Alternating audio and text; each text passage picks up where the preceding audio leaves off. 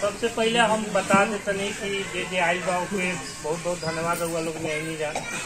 और इससे पहले हमके बहैया अंचल में 30 पंचायत बाटे, लगभग 20-22 पंचायत में हमके ग्राम सभा कही है। तो हम लोग 20-22 पंचायत में ग्राम सभा किए हैं। तो यही ग्राम सभा का पहला मतलब यही है कि हम लोग जमीन का सर्वे करते हैं। इससे पहले जमीन का सर्वे सिवान में 1910 में हुआ था। उसके बाद कभी भी सिवान में जमीन का सर्वे नहीं हुआ है। बाकी दूसरे जिला में कहीं कहीं डिविजनल सर्वे, चाहे कोई सर्वे, स्पेशल सर्वे होता रहा, लेकिन सिवान में कभी 1910 के बाद सर्वे नहीं हुआ।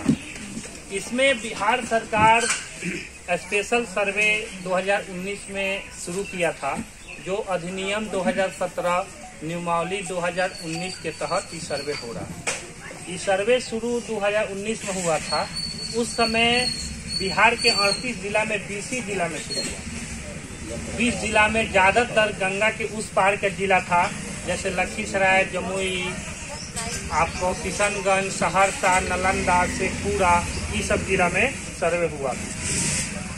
अब 2024 में सरकार निर्णय लिया कि एक साथ 38 जिला में सभी अंचल में सारा ग्राम पंचायत में एक साथ सर्वे किया जाएगा। तो 2024 में उसी के अंतर्गत आपके जिला में सर्वे, हम लोग जमीन का सर्वे करने आए हैं और सारा ग्राम पंचायत का सर्वे करेंगे। इसमें अगर कोई मौजा नगर परिषद में है उसका सर्वे नहीं होगा, तो नगर परिषद बड़हैया में 2-4 मौजा है, बाकी सब मौजा आपका राजस्व ग्राम यानी ग्राम पंचायत में आता है, यानी सबका सर्वे होगा। तो भालुआरा पंचायत में भालुआरा पंचायत में जितना भी ग्राम है उस सबका सर्वे होगा।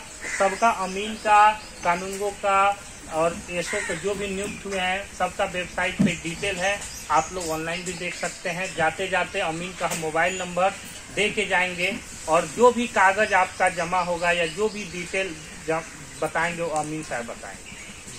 उसके बाद ये तो हम बता दिए कि हम लोग करने क्या है। तो जमीन का सर्वे हम लोग करने आए हैं और जिस आधार पे हम लोग सर्वे करेंगे इससे आपको क्या फायदा होने वाला है, क्या क्या इससे आपको फायदा होगा, ये इस पे हम एक बार बता देते हैं। इस फायदा के बताने के बाद फिर उसके बाद अगला चर्चा करेंगे कि इसमें आपका क्या रोल है, मेरा क्या काम है, आप लोग क्या क्या काम कीजिएगा, उस बिहाफ पे हम क्या काम करके देंगे, वो बाद में चर्चा करेंगे। इससे पहले हम इसमें फायदा क्या क्या होगा इसके बारे में बता देते हैं।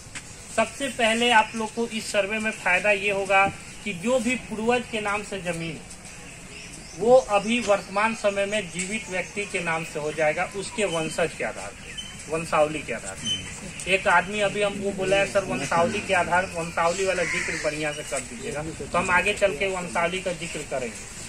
तो सबसे पहला फायदा होगा कि जो पूर्वज के नाम से जमीन आता है, जिस भी ग्राम में आप लोग का है, अगर पूर्वज का जमीन है, आज उसके वंशज के आधार पे आपका हिस्सा बनता है, आपका उसमें अधिकार बनता है, उस आधार पे आप उसके मालिक हैं, तो उसके आधार पे वंशावली लगा के आप अपना खाता का मांग कीजिएगा, आपके नाम से जमीन चढ़ जाएगा, बाद में कर लीजिएगा, ठीक है, आपका नाम चढ़ेगा। एक फायदा हुआ जो पूर्वज के नाम से जमीन चल रहा है वो अभी वर्तमान समय में जो जीवित है उसके नाम से सर्वे होगा, यानी ये टोटल जमीन में उनका नाम चढ़ेगा जो जीवित व्यक्ति है, मृत व्यक्ति का नाम किसी का भी नहीं चढ़ने वाला।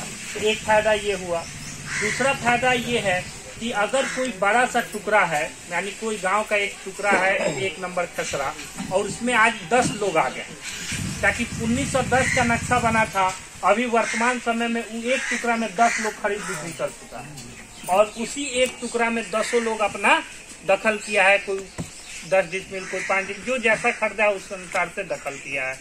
तो वर्तमान में हम लोग सबसे सर्वे का जो सबसे मेन पार्ट है वो नक्शा बनाने का पार्ट है, यानी अभी हम लोग वर्तमान में नक्शा बनाएंगे। नक्शा बनाने में फायदा आपको क्या होगा कि हम क्या करेंगे, हर जमीन पे जाएंगे और उस जमीन पे जो 4 आदमी 10 आदमी जितना लोग उस टुकड़ा में है, और तो उससे पूछेंगे कि आप किधर से हैं, तो वो कहेंगे नहीं मेरा उत्तर से 10 डिसमिल है, इनका दक्षिण से 10 डिसमिल, उस हिसाब से नक्शा काटेंगे और 10 आदमी उस प्लॉट में है तो 10 आदमी का नक्शा कट जाएगा और 10 आदमी को नया नंबर मिल जाएगा। इससे फायदा क्या होगा कि हर आदमी का नक्शा अलग अलग हो जाएगा और हर आदमी का एक टुकड़ा अलग अलग हो जाएगा।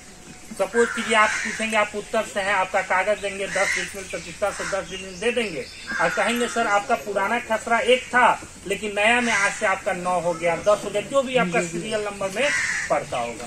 दूसरा फायदा ये है। तीसरा फायदा आपको ये है कि जिस भी जमीन का रसीद नहीं कटता था अब तक, यानी जो वासगीत वाला घर वाला जमीन होता था पहले उसका रसीद नहीं कटता था, बेलगानी जमीन होता था, तो बेलगानी जमीन का इस बार हम लोग सर्वे के अनुसार इसमें लगान निर्धारण करेंगे। DCLR जो होते हैं वो 18 में लगान निर्धारण करते हैं, जिसके अनुसार से आपका क्या हो जाएगा, लगान निर्धारण हो जाएगा और हर जमीन का रसीद कटना शुरू हो जाएगा, चाहे वो कैसा भी जमीन हो। स्कूल का जमीन रहे तो शिक्षा विभाग के नाम से रसीद कटेगा, घर का जमीन हो तो जो मालिकाना जिसका है तो उनके नाम से रसीद कटेगा, यानी हर जमीन का अब रसीद कटना शुरू हो जाएगा। चौथा फायदा आपको ये होने वाला है कि ये जो भी प्रक्रिया हम लोग करेंगे, जितना भी प्रक्रिया करेंगे शुरू से लेके अंतिम तक, ये सारा हार्ड कॉपी पे तो करेंगे ही करेंगे, साथ में ऑनलाइन भी करेंगे। ऑनलाइन करने से आप लोग को जो बेनिफिट होगा वो होगा कि आप लोग उसको मोबाइल पे देख सकते हैं कि ये जमीन का ये नक्शा कट रहा है तो कैसा कटा है, सही कटा है कि गलत कटा है, आपका नाम उसमें चढ़ा है तो सही चढ़ा है कि गलत चढ़ा है। तो आप अपने स्तर से भी अपने मोबाइल पे भी देख सकते हैं कि जो काम हम कर रहे हैं वो सही है कि गलत है, या कोई गलत हो रहा है तो आप हमको सूचना तुरंत दे सकते हैं। तो ये आपको चौथा फायदा है। बात मत कीजिए। पांचवा आपको फायदा है कि अगर आपका नाम, मोबाइल नंबर हम सब इसके साथ मेंशन करते रहेंगे और आपका नाम और मोबाइल नंबर जब ये सर्वे कंप्लीट होगा उसमें लिंक रहेगा उस नाम में, और जब आपका जमाबंदी कायम हम कर देंगे, सर्वे कंप्लीट हो जाएगा तो आपके नाम से रसीद कटना शुरू हो जाएगा। और उस जमाबंदी से जब भी छेड़छाड़ होगा, यानी कोई भी जमाबंदी आज के डेट में होता है ना, ऑनलाइन होने के ना वजह से क्या होता है कि जमाबंदी से छेड़छाड़ हो जाता है, पता नहीं चलता है किसके जमाबंदी में कब दाखिल खारिज हो गया, ऐसा समस्या देखने को मिलता है। तो भविष्य में इसकी जानकारी आपको मोबाइल पे मिल जाएगी कि हाँ हमारे जमाबंदी से इतना रकबा कटा है, इतना रकबा आया है। यानी ये बैंक में जैसे अकाउंट का मैसेज आता है क्रेडिट डेबिट का, वैसे भविष्य में इसका प्रावधान है कि ऐसा मैसेज आप लोग को आ जाएगा, जिससे आपका फर्जीवाड़ा जो होता था या जो हुआ है वो होना बंद हो जाएगा। चौथा फायदा। पांचवा फायदा ये है कि जिसे हर आदमी का पहचान एक आधार नंबर होता है कि ये आदमी का आधार नंबर है, ये आदमी की इसकी पहचान है, सेम उसी तरह हर जमीन, हर टुकड़ा का एक 14 डिजिट का नंबर होगा, या जो भी हम एग्जैक्ट याद नहीं, उतना डिजिट का एक नंबर रहेगा और उस नंबर उस जमीन का पहचान रहेगा, जिसमें उसका कुछ कोड राज्य को डिनोट करेगा कि ये किस राज्य का जमीन है, 2 नंबर उसका डिनोट करेगा किस जिला का जमीन है, ये 2 नंबर डिनोट करेगा कि किस अंचल का जमीन है, ये 5 किस मौजा का जमीन है और किस खेसरा नंबर का जमीन है। यानी उस डिजिट से ये आप पता लगा लीजिएगा कि ये कहाँ का जमीन, और ये आपको और कहीं वो डिजिट नंबर डालिएगा और वो पता चल जाएगा कि ये जमीन किस जिला के, किस अंचल का, किस पंचायत का, किस मौजा का जमीन है, वो बता देगा। साथ साथ हम लोग उस जमीन का एक पहचान होता है किसी भी कोऑर्डिनेट का कि हम आज जहाँ खड़े हैं उसका एक लेटीट्यूड, लॉन्गिट्यूड, अक्षांश देशांतर कहा जाता है, उसका उसमें हम लोग नंबर दे देंगे कि आप अपने मोबाइल नंबर में लेटीट्यूड लॉन्गिट्यूड डालिए और उस जमीन को वो आपको बाल बच्चा अगर समझ में नहीं जमीन कहाँ है तो खेसरा में उसका भी जिक्र रहेगा कि आप वहाँ नंबर डालेगा, उस जमीन पे पहुँच जाएगा। यानी भविष्य में इसके बहुत सारे फायदे होने वाले हैं और ये सब फायदा आपको मिलेगा।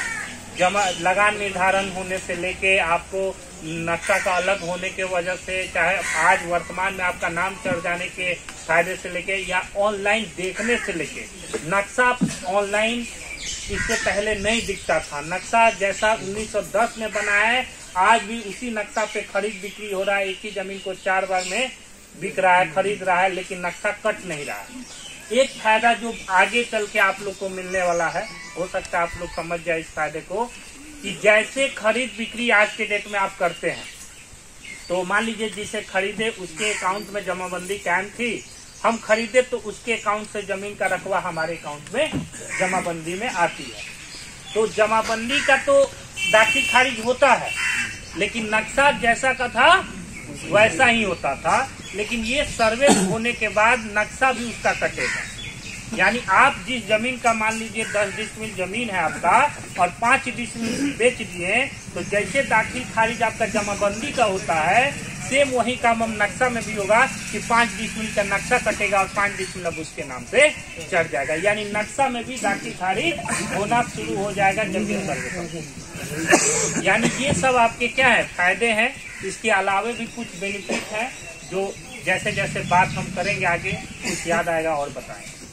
फिर उसके बाद अब ये सब फायदा है, अब इसका प्रक्रिया क्या है इसके बारे में हम लोग बात करते हैं कि क्या इसमें आप लोग का काम क्या है, हमारा काम क्या है और ये कैसे कैसे काम होगा, इसमें गलती क्या क्या गुंजाइश है।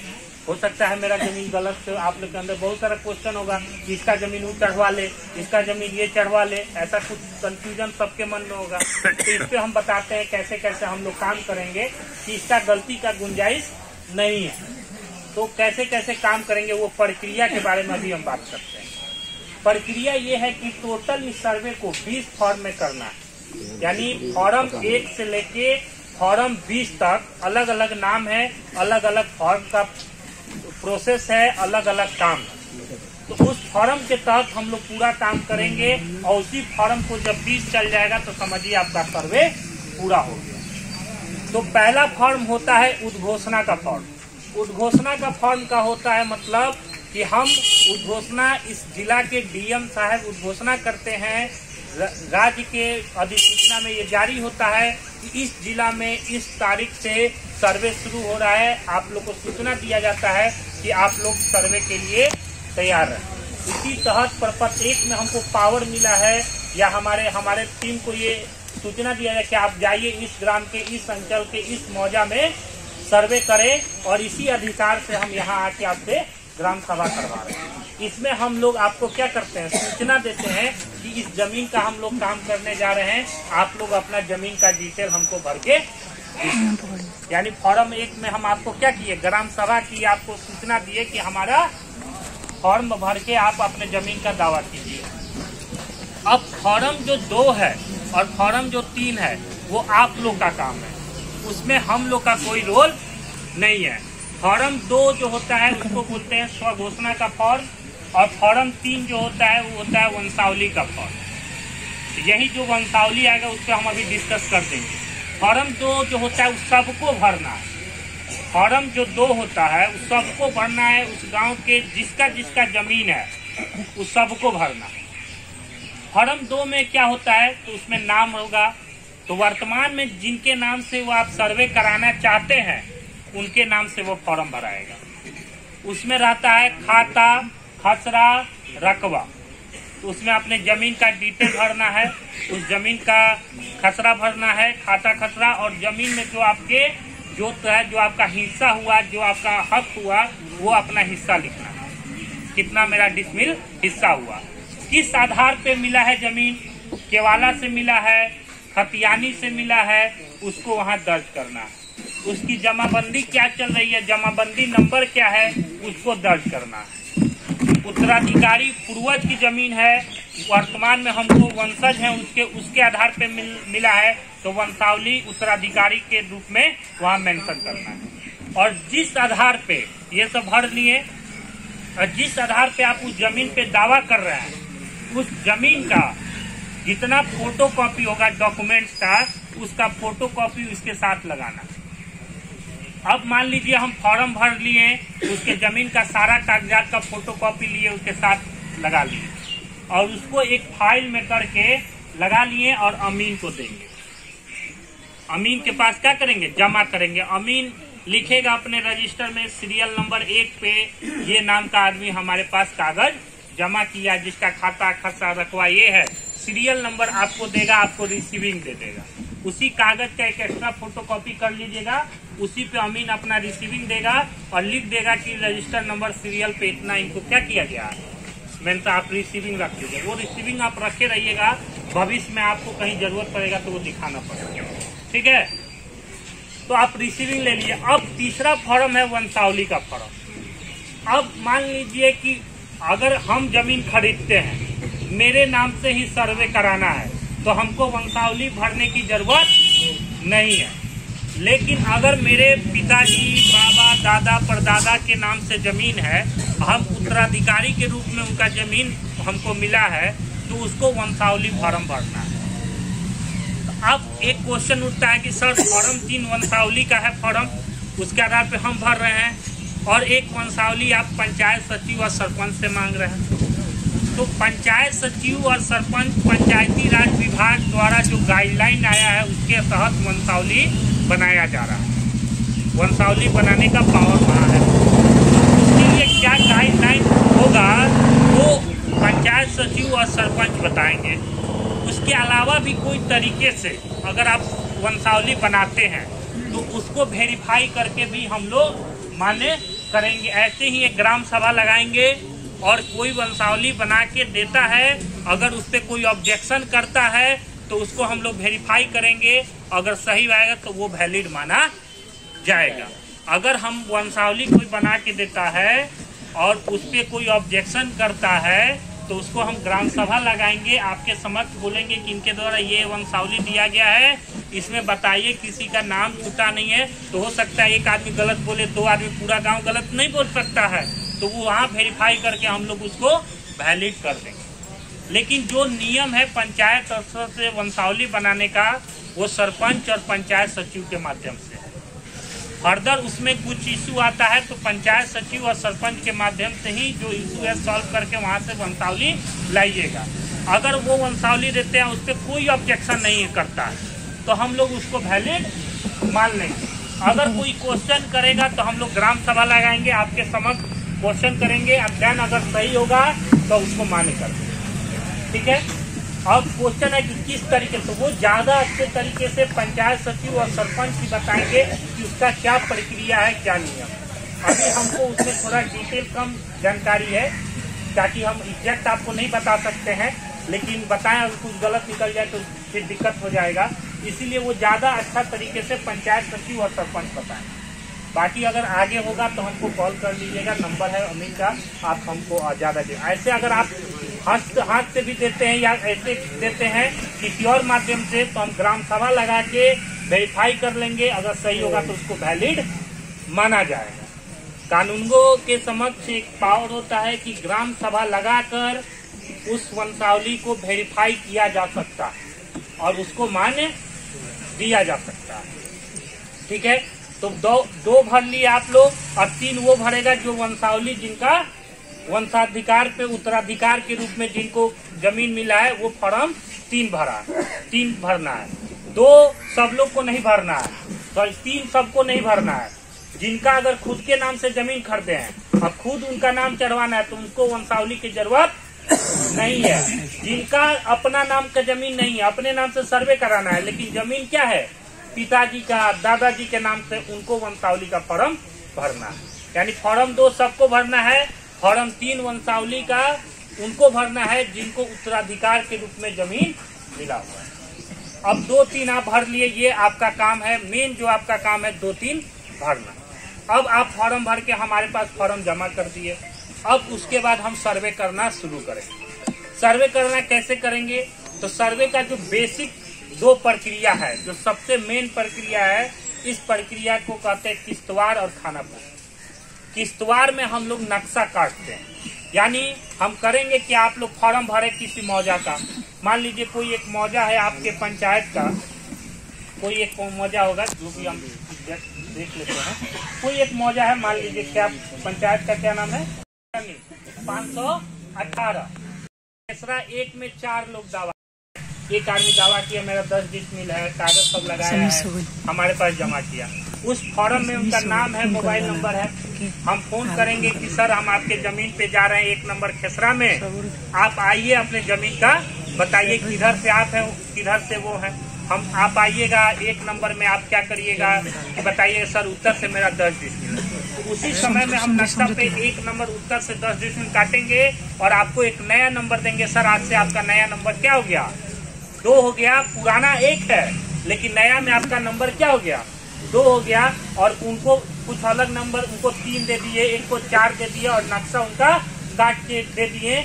और बोल इस प्रक्रिया को कहते हैं किस्तवार। यानी किस्त मतलब छोटा छोटा टुकड़ा में नक्शा को बांटने का प्रक्रिया को क्या कहते हैं? किस्तवार कहते हैं।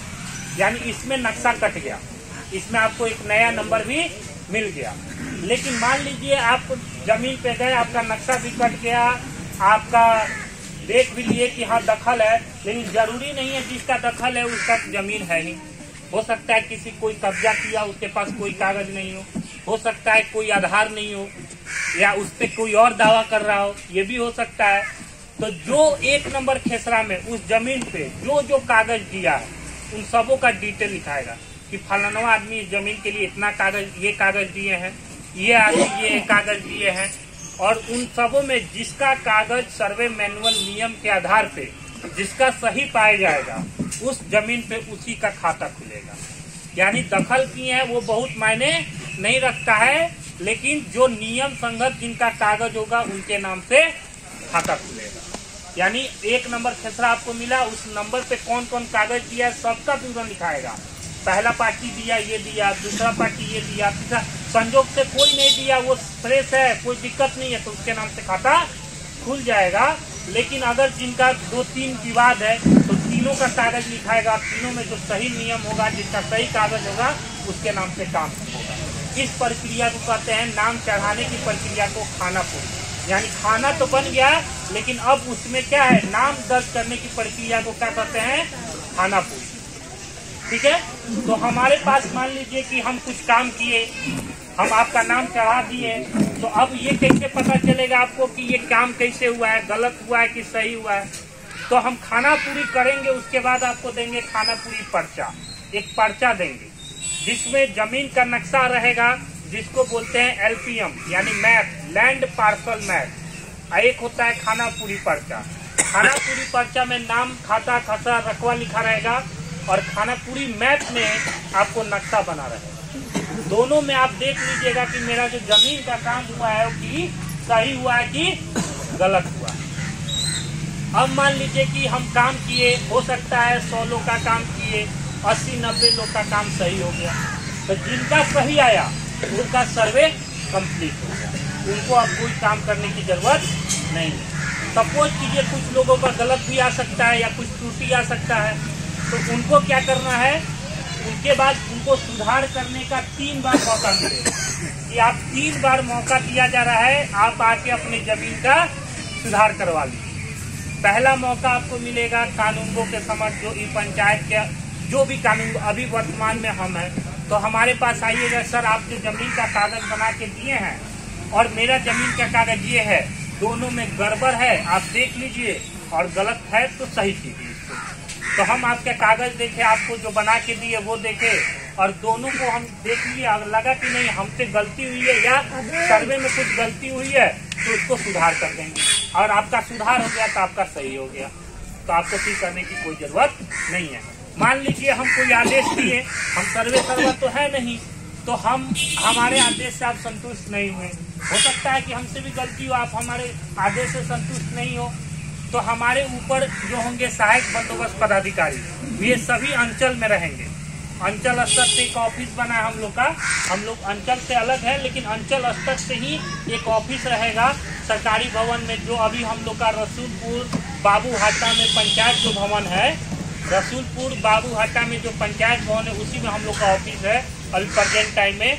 वहाँ एक सहायक बंदोबस्त पदाधिकारी रहेंगे। वहाँ दूसरी बार आप कहिएगा सर हम संतुष्ट नहीं है सर्वे से, इसमें जो गड़बड़ है एक बार देख लीजिए, सुधार कीजिए, तो दूसरी बार मौका मिला आपको, वहाँ भी आपका सुधार हो गया, तो भी आपका सर्वे कंप्लीट हो गया। वहाँ भी आप संतुष्ट नहीं है तो जिला बंदोबस्त पदाधिकारी के पास तीसरी बार मौका मिलता है, तीसरी बार भी जाके आप वहाँ सुधार करवा सकते हैं। यानी आपको इस सर्वे में 3 बार मौका दिया जाएगा कि अगर कुछ गड़बड़ है तो आप क्या कर लीजिए, सुधार करवा लीजिए, जिससे आगे चल के आपको परेशानी नहीं हो। अब ये टोटल जब तक सुधार की प्रक्रिया चलेगी तब तक आप हाई कोर्ट या सिविल कोर्ट या किसी भी कोर्ट में नहीं जा सकते। जो भी सुधार करवाना होगा इसी सर्वे में कराना होगा। जब हमारा सर्वे कंप्लीट हो जाएगा, हम कह देंगे कि हाँ सर्वे कंप्लीट हो गया, हमारा जो टीम होगा जिला का कह दिया सर्वे कंप्लीट हो गया, तब आपका मोटा मोटी लगभग लोगों का सर्वे फाइनल हो जाएगा। और उसके बाद भी अगर कुछ लोग बच जाते हैं, उसके बाद भी तब वो कोर्ट जा सकते हैं, कोर्ट में आपत्ति दे सकते हैं। तो अभी ये सब हम जो बताएं वो क्या बताएं, प्रक्रिया बताएं। इसमें आपका रोल है कि फॉर्म 2 और फॉर्म 3 भरना है। अब अगला क्वेश्चन है कि फॉर्म 2 फॉर्म 3 मिलेगा कहाँ? तो आपके मुखिया, सरपंच, जो भी वार्ड मेंबर है उनके मोबाइल पे हम लोग फॉर्म दे देंगे। और जितने भी आपके पंचायत में जो भी साइबर कैफे है, फोटो स्टेट का दुकान है, वहाँ हम लोग प्रोवाइड करा देंगे। 2 पेज का फॉर्म होता है, 2-3 पेज का, उसको निकलवा के अपना भर के अपना कागज लगा के अमीन के पास जमा कर देंगे। तो अमीन का नंबर भी हम दे देंगे कुछ देर में, अभी आपको उनके पास फोन करके उनका कागज वहाँ जमा कर देंगे। ये हो गया प्रक्रिया, जिसमें आपका काम क्या है, मेरा क्या काम है, ये सब बता दें। अब इससे संबंधित समस्या पे चर्चा करेंगे कि अभी इससे रिलेटेड हो सकता है आपको फॉर्म भरने में समस्या हो सकता है जमीन से संबंधित कोई विवाद हो सकता है आपको जमीन से रिलेटेड बहुत सारा क्वेश्चन हो। तो हम लोग अब क्वेश्चन पे काम बात करेंगे।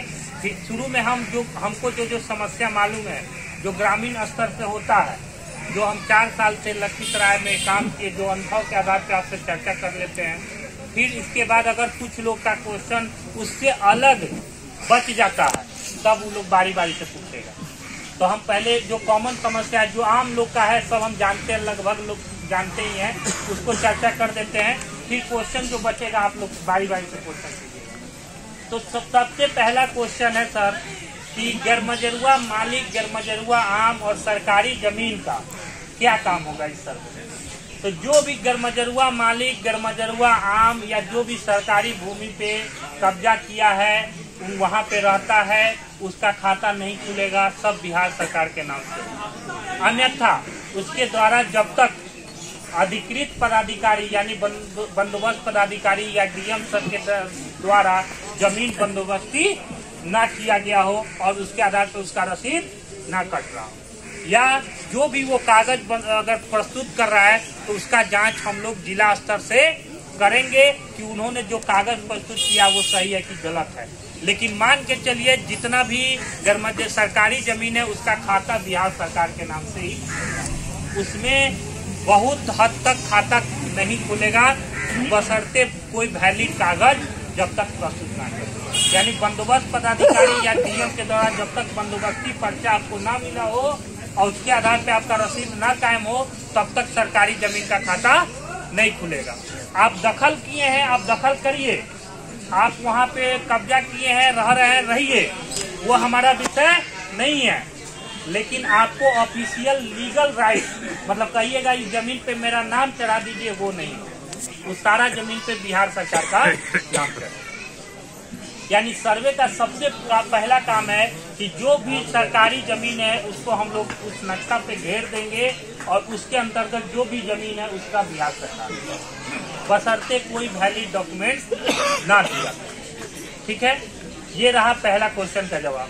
जो समस्या है ताकि बहुत लोग गैरमजरूआ मालिक आम पे कब्जा करके रह रहा है, ऐसा ये गांव में देखा जाता है, लेकिन उसका ऑफिशियली राइट, लीगल राइट हम लोग बिहार सरकार के नाम से ही खाता देंगे, आपको नहीं देंगे। दूसरा समस्या आता है कि सर अगर मामला कोर्ट में बहुत पहले से चल रहा है, उसका इस सर्वे में आप लोग क्या कीजिए?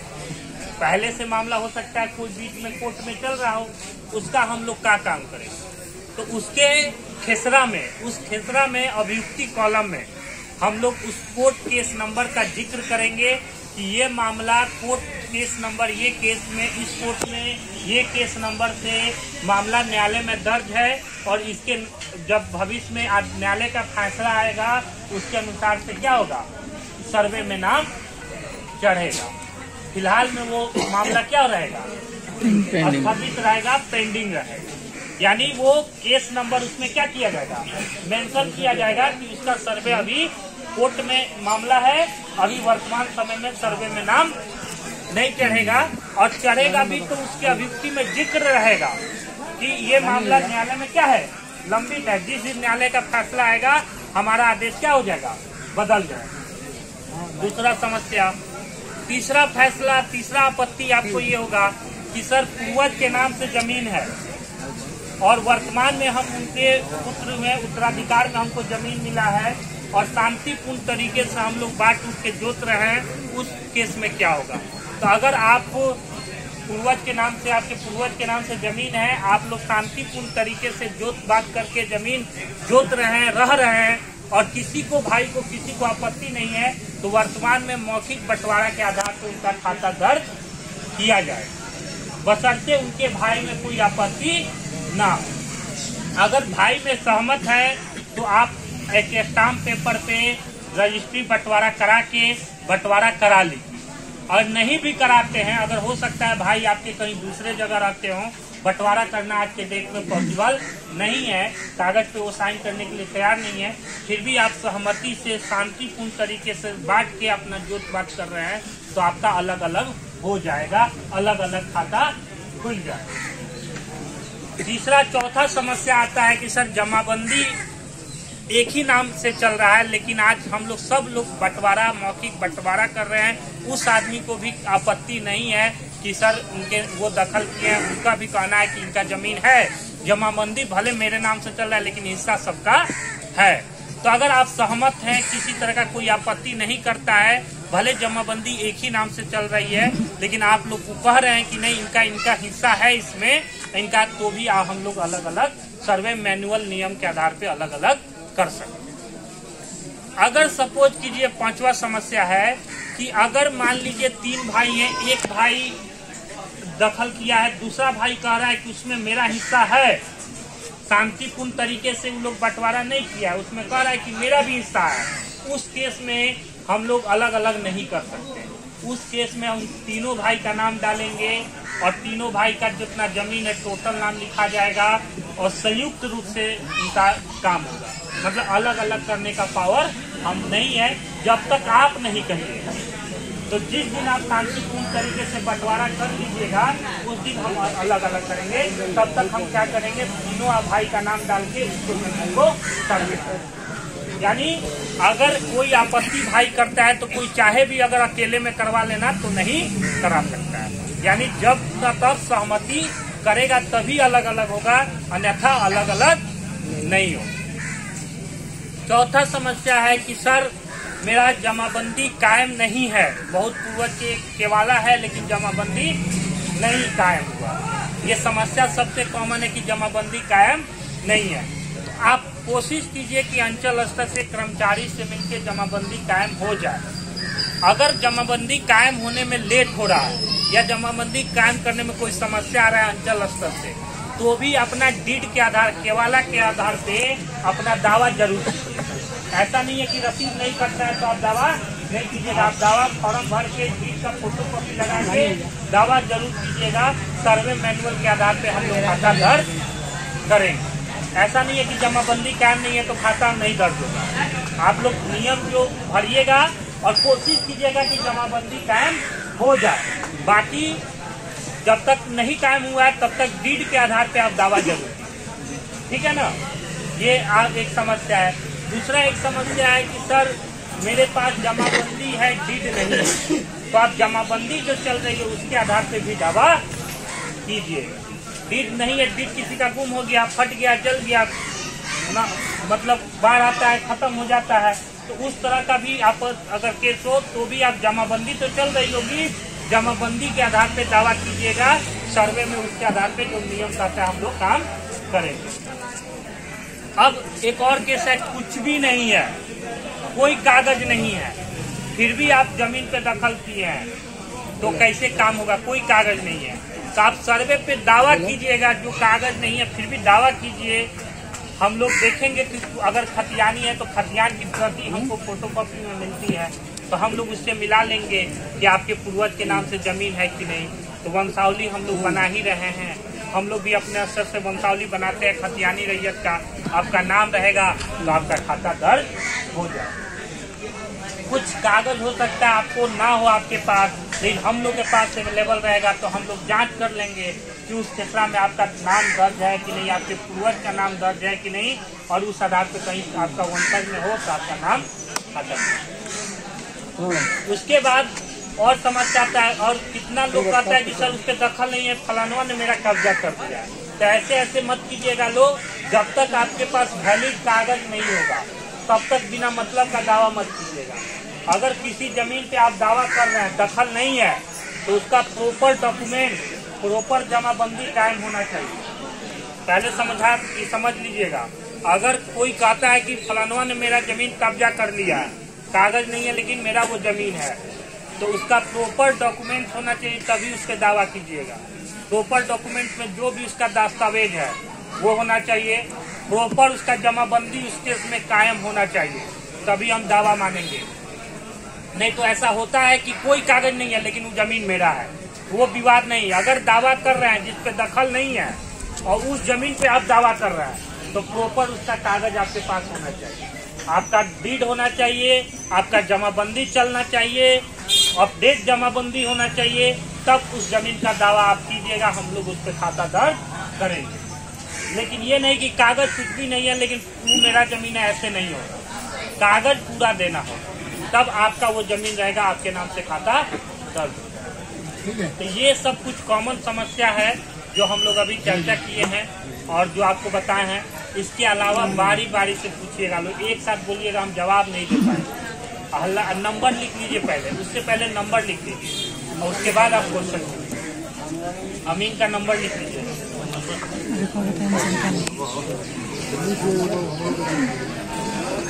सरवर, अदीब सरवर, अदीब उसका मोबाइल नंबर लिखिए ना।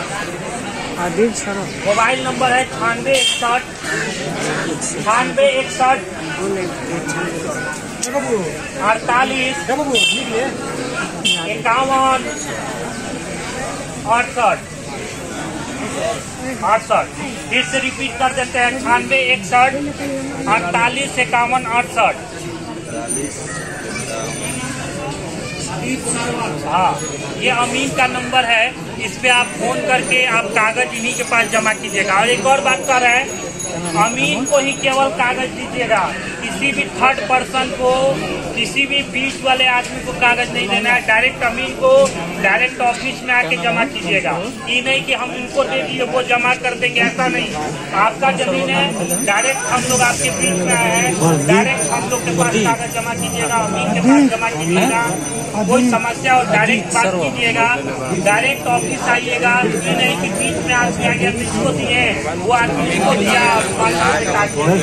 ऑफिस कहाँ होगा सर? ऑफिस कहाँ पर? ऑफिस हम लोग का रसूलपुर बाबू हाटा में है। बाबू हाटी वहाँ पंचायत भवन है, उसी में हम लोग का ऑफिस। ये कागज कब तक जमा कर देना है? कागज 1 तारीख से मोटा मोटी मान के चलिए जमा होगा। एक पोस्ट है, हल्ला की मत कीजिएगा, एक एक करके जवाब बोलिए क्या बोल रहे हैं। अमीन के नाम से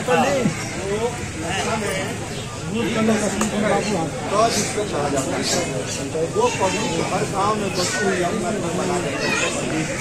और आज और उस जमीन को आज सरकार अब इस पर टैक्स लगाएगी, रसूल डालेगी, तो पब्लिक को फायदा कहाँ हो रहा है?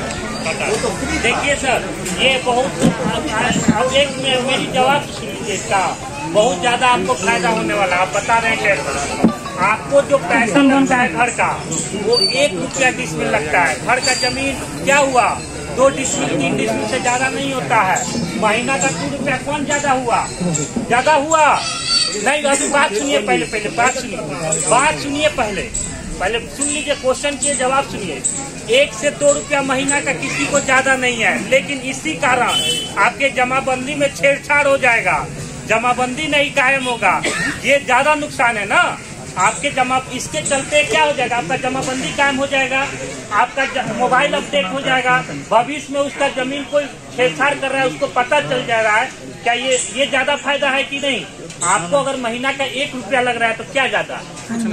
1 रुपया पर डिसमिल है, तो 1 रुपया घर का कितना डिसमिल होता है? घर 2 डिसमिल में होता है, 3 डिसमिल में होगा, 4 डिसमिल होगा। महीना का 4 रुपया क्या है? आप इसको पते नहीं, ये फायदा का चीज है, आप समझिए। सर एक मिनट, हाँ बोलिए। सरकार एक घर छोड़ा था वो भी टैक्स लगा दिया, और छोड़ा क्या है? नहीं, सरकार इसमें आपको बेनिफिट के लिए कह रहा है, एक तो ज्यादा नहीं है, वो एक प्रावधान कर रहा है। जब बात सुनिएगा, ये समझिएगा बात को। वो एक प्रावधान लाया है कि आपके जमीन के साथ छेड़छाड़ नहीं हो, इसीलिए तो उसको 1 रुपया करता है। 100 रुपया भी कर सकता है, लेकिन वो 1 रुपया रखा। 1 रुपया रखने का वजह है कि आप अपने जमीन का जानकारी ले सकें। चलिए अगला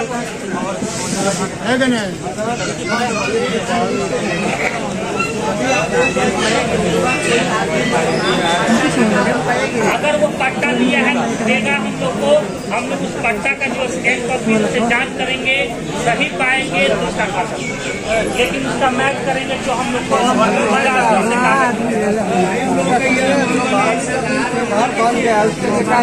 क्या बोले वही ना घर से क्या दिया हर अगर गवर्नमेंट ये कोई दिक्कत नहीं है, यदि राइट नहीं घर रहेगा सब कुछ रहेगा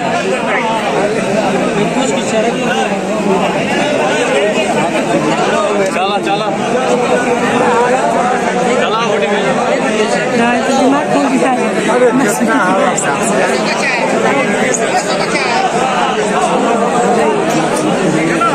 क्वेश्चन वो आपका डॉक्यूमेंट तो वही लगाइएगा, के वाला है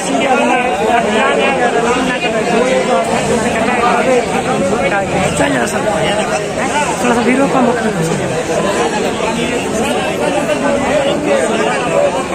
मेरा नंबर भी हम आपको कहीं चिपकवा दें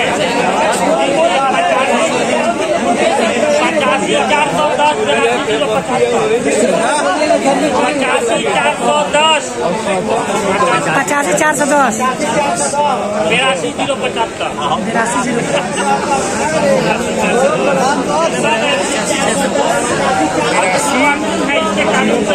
फिर से बोलिएगा। मेरा नाम आकाश है, अर्जुन जी का नंबर फिर से बोलिएगा।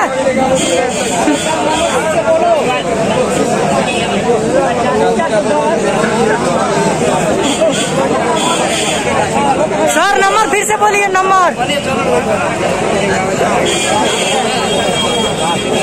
सर नंबर फिर से बोलिएगा।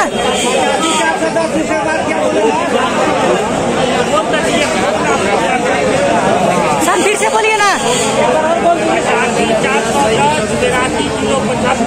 85,410 82,075 72 की 75। चलो कौन बात नहीं।